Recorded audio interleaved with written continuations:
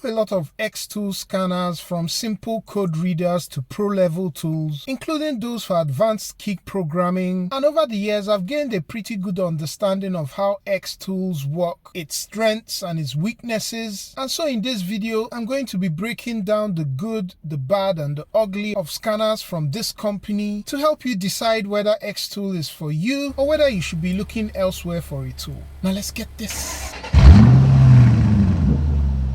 Let's start with the good. I'm just going to say that XTOOL takes the crown for speed of all the scanner brands that I own. Even where XTOOL scanners have less specs in terms of hardware, you would often find that it outperforms brands like Autel when it comes to speed. And this brings me to the optimization of XTOOL software, which is really good. I found that XTOOL cuts a number of unnecessary sequences when navigating through the software to get to a menu to conduct a test. But I can't say this same thing, for example, for launch, where you may have some menus that I think just add to the time it takes to conduct a test. The other good thing XTOOL has going for it is the cost of the tools, as well as the cost of renewing the subscription. If we focus on the D7 or the D7S, for example, it's quite common to find deals well under $400, and these tools support advanced functions like ECU coding and so on. Also, in terms of value, these scanners typically come with 3 years of free updates, and that translates to further cost savings. Another good thing I find with XTOOL is the option for multiple charging ports, and also the fact that their wired tools typically charge from the OBD2 port. This means that even when the battery of the scanner is dead, that won't stop you from working on cars. The other good thing that XTOOL has going for it is its customer service. You often receive responses within 24 hours of sending an email, and I've also seen them roll out patches for bugs in a timely fashion. I'll round out this section with XTOOL's advantage when it comes to key programming. If you have the D8 and above, you can easily acquire XTOOL's accessories for advanced key programming and go on to program cars like Mercedes, Audi or BMW that have advanced immobilizer systems. For some other brands, you can simply add on accessories like this. Rather, you'll be forced to buy their dedicated key programmers and accessories to carry out these kinds of key programming. I'll also say that XTOOL's key programming is the fastest that I've seen, and with that, we move over to the bad. I've generally found that the display panels on XTOOLs typically don't pop as much, leading me to think that the quality of the display panel may be lesser compared to Autel, for example. However, this may just be XTOOL's choice of using muted colors, so I'm not totally sure about this one, but I'm just throwing it out there. You may also find that the instructions for some procedures may contain typos and some formatting issues, making following the procedure a bit more challenging than it should be. With that, I move over to the ugly, and here's where you should pay attention. One major thing I would like to flag here is the lack of refinement of some parts of the software. For example, XTOOL clearly states in the description of the A30M that it doesn't program keys. However, if you go into the immobilizer module on my Honda using the A30M, you'll still see options for key programming, and as I've demonstrated in a previous video, these key programming functions don't work. Ideally, this is something that XTOOL should have cleaned up while they were finalizing the software. Another point I would like to make here is the issue of bugs. I won't say that they are that common, but you may find some bugs which would require you to reach out to technical support, and this is something you can observe just from the number of updates that claim to be rolling out solutions to fixing problems. But just like I've said before, tech support is really good. You're most likely to receive a response and a solution from XTOOL. Despite all this, I still find XTOOL to be a pretty reliable choice, offering very good value to DIYers as well as shops. However, no one scanner does it all. Scan tools generally have both their strengths and weaknesses, and I agree that XTOOL devices are not for everyone. With that, you may want to check out the content I have on other scanner brands on the channel, and if you're considering an XTOOL scanner, I have multiple discount coupons down below that you can take advantage of. Hope this was helpful. Don't forget to like, subscribe and turn on notifications if it was, and I'll catch you on the next one. Peace!